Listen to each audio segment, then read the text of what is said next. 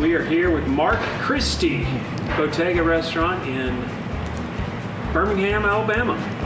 Mark, tell us about your dish you made as a dairy champion. We've got a ricotta and pistachio ice cream that also has some candied orange zest folded into it.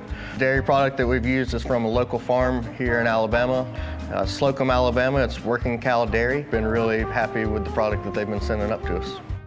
In order to end with a successful dish, you have to start with a successful product, perfect product.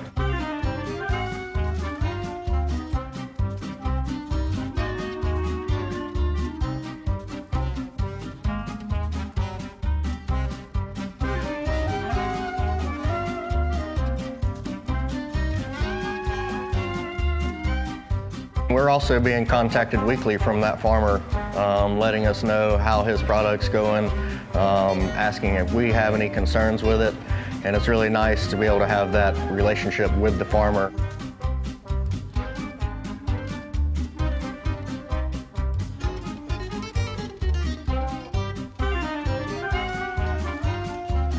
I'm Chef Mark Christie, and I'm an Eat Y'all Dairy Champion.